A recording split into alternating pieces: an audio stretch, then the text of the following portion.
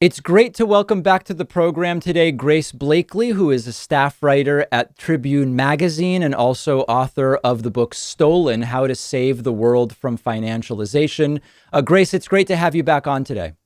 Great to be here. Thanks for having me. So, okay, I want to talk about whether there will really be any longer term changes to the economy and to the world of work from the pandemic. We just kind of generally have this understanding that things that seem like, oh, we're never going back, humans forget, humans readapt, and things sort of return to the mean in many cases. Are there aspects of work and or the relationship of people to the economy, particularly in Western economies, that you think will be permanently altered as a result of the pandemic? Well, I think as with any crisis, what happens next is really going to depend on what we demand and how we kind of choose to reorganize society when we emerge from it. I don't think that we will see a kind of return to normal, whatever normal was, because I mean, even before the pandemic, we had a lot of quite deep problems with the global economy. Everything from this kind of long-term stagnation in productivity and investment through to a stagnation in wages, through to the kind of massive debt crisis that we were going through. You know, in the US, people were talking about a corporate debt bubble even before the pandemic started, which of course fed into a lot of the problems that we saw at the start. So there were already all these kind of deep-seated issues that I wrote about in my first book that you mentioned there, Stolen. So obviously going back to that kind of normal would not be desirable. We also then had some kind of more, I suppose, longer term structural problems to deal with. So things like, you know, obviously climate breakdown, global inequality within nations as well. And some of those things have gotten worse over the course of the pandemic. So if we look at inequality, for example, globally, we've seen this big divergence in outcomes between wealthier states that have been able to tackle the pandemic, have been able to have kind of big, you know, stimulus programs, big programs to support workers and businesses, and states in the global south, which have suffered from the largest outflow of capital ever recorded as a result of the pandemic, and are struggling just to be able to kind of provide the basic services that their populations need, let alone put in place the measures that are going to allow them to recover. And actually, a lot of them are kind of on the verge of defaulting on their debts. And then, you know, they're not able to access the vaccine either. So that divergence is going to be really, really problematic. Inequality within countries, we've seen this big Right. divide between people who've been able to amass savings and who will come out of the pandemic, go out and spend all that money, potentially driving a bit of inflation, and everyone else who maybe has actually seen their debt increase and is struggling to make ends meet. So that divide is going to increase as well.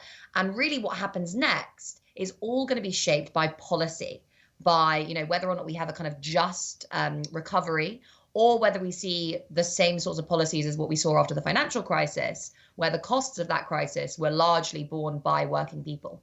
To pick one micro issue and see whether you think it's really relevant to the bigger picture or it's just something people are liking to write articles about, there's this idea that, okay, take Manhattan. There's all this empty office space in Manhattan because of work from home and small businesses moving out, and big businesses will reduce their footprint and just reduce the amount of square footage. And then you read an analysis which takes a sort of conservative view on it, which is, yeah, you know, rents will go down a few percent in the immediate, but it's still Manhattan. It's still really expensive. And then 3, 4 years from now, if there's not another pandemic, they'll probably sort of be back to being close to where they were. And some of the big offices will be replaced with co-working spaces. And like, it won't really change the big picture in a serious way. Something like that. Do you think that that even ranks when we think about like the systemic changes, or is the analysis that it's a couple percentage points and it won't really make a difference is the correct analysis?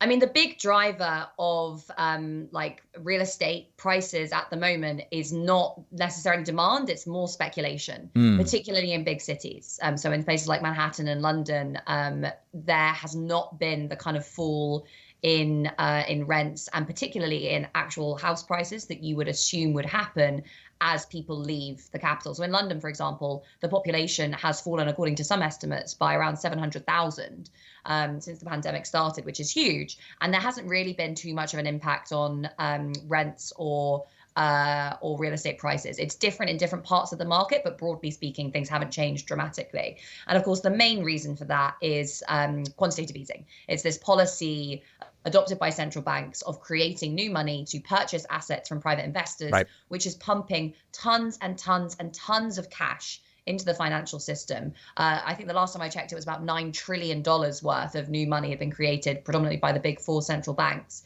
to try and prop up the financial system and actually to try and keep asset prices high. This is what central banks are trying to do at the moment. They're trying to keep equities high. They're trying to keep real estate prices high, basically because, if those prices were to fall, that could create a wider financial crisis, basically because, some of that is used as collateral for lending. And if you start to see that fall, you get a kind of debt deflation cycle of the kind that we saw during the financial crisis. So policy makers and central bankers are actually going for high asset prices, or at least stable asset prices. And this model of quantitative easing is how they're doing it. And that's likely to be with us for quite some time now. A lot of it is going to depend on what happens in the rest of the economy, to do with inflation and whatever.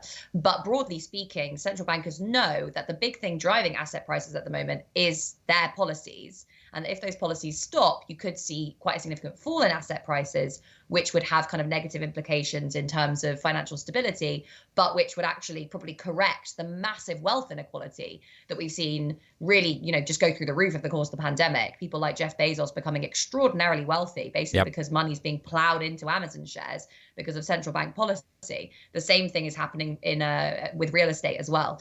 So unless we see like a big shift in policy, that probably isn't going to change. Then again, it is hard to see how the pattern that we've seen over the last kind of 40 years of just constantly increasing house prices can continue forever. So, it's a real question as to the interaction between policy and, whether or not we see another shock that does actually lead to some sort of correction. But I wouldn't put any money on house prices properly falling in the kind of short to medium term. Yeah, speaking of that, I'd be interested to hear from you if you have advice for my audience about how to interpret. I mean, just to give an example about the home prices, because it's something that's quite interesting right now. During 2020, when demand started to grow in the United States, in suburbs and smaller cities, for people saying, hey, maybe I'll just get a bigger place a little bit further out, work from home, etc. Donald Trump cheered this on and said, listen, we're doing okay. Look at home prices. They're actually up. Like, this is a sign that things are good. In an interview with Newsmax 2 days ago, Donald Trump said, this inflation stuff is out of control. Look at what homes are costing at this point in time. No one can get lumber. And of course, it's a very transparent political attack on Joe Biden. But is there some empirical, objective analysis we can do of to what degree is it good that the home prices have gone up? And to what degree is it a problem? I mean, it depends whether or not you own a home, right? And this is really the kind of big divide that we're seeing in politics at the moment. I think it explains a lot of the age divide, and also to an extent the kind of regional divide that we're seeing in politics is that older homeowners, which is a group that was broadly created during the 1980s as you saw the liberalization of the financial system. Right. People were better able to get mortgages. They could, purchase homes. In the UK, you had mass sell-off of formerly publicly owned housing. And it created this class of homeowners who were able to take advantage of that massive increase in house prices that we've seen over the last 50 years, become very wealthy, and as a result, become very conservative. Because, if you're like on the verge of retirement or you're already retired, you have a lot of wealth stored up in your home, you have a lot of wealth stored up in your pension. What do you want? The main thing that you want is to see house prices stable and is to see stock prices going up, right? And house prices potentially going up as well. If you're a young person, that's the opposite of what you want, right?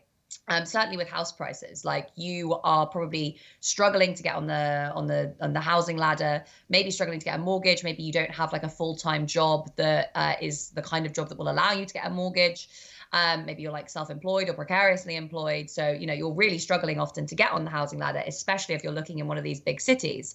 And that is often you're also paying extremely high rents in the private rented sector. Right. In, parts of London, people are paying up to like 50% of their salaries in rent, which is just extraordinary.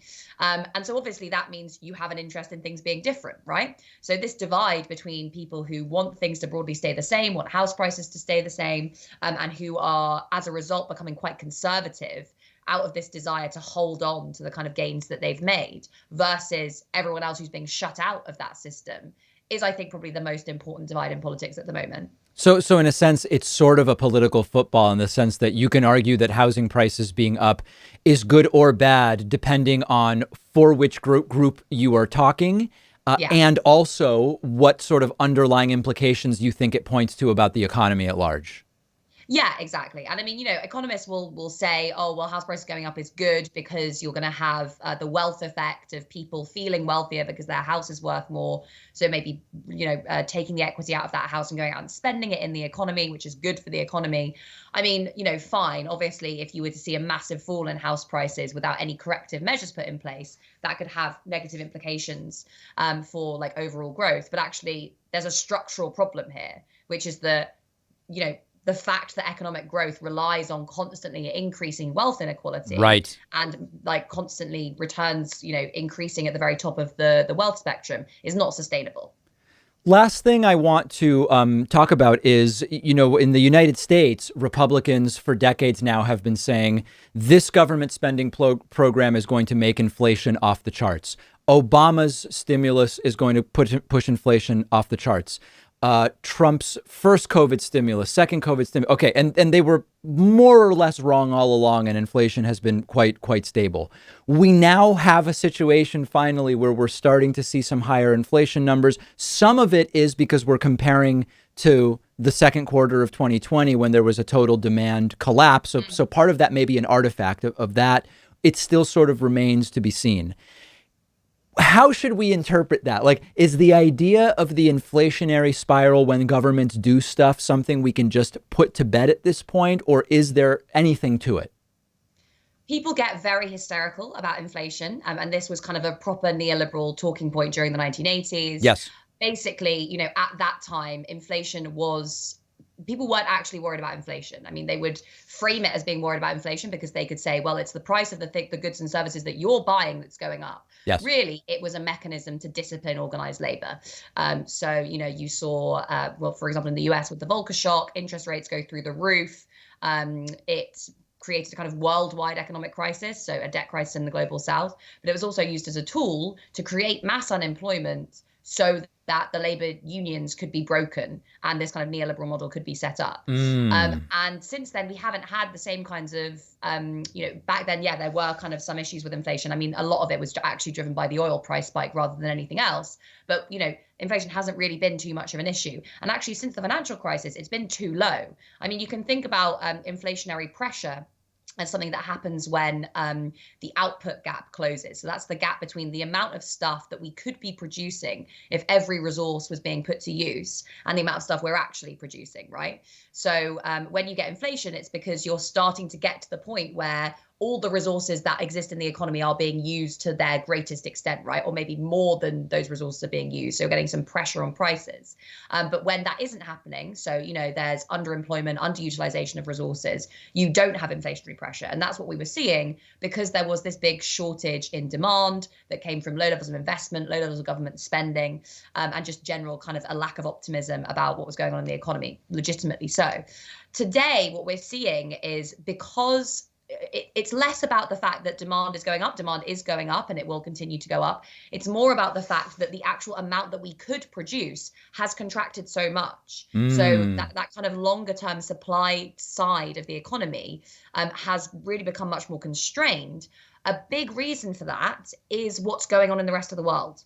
And this is why it's really, really important for economies in the global north, aside from the kind of obvious moral reasons, to pay attention to the global economy. Because if you start to see, the Indian variant spreading throughout the global south, production shuts down. Right. We can't get access to the commodities that, as massive importers, countries like the US and the UK need just to kind of get by.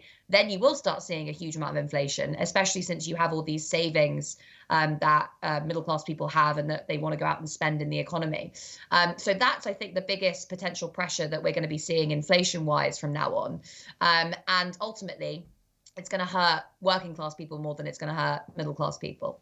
No question about that. We've been speaking with Grace Blakeley, staff writer at Tribune Magazine and also author of Stolen: How to Save the World from Financialization. Grace, always great speaking with you. And you too. Thanks, David.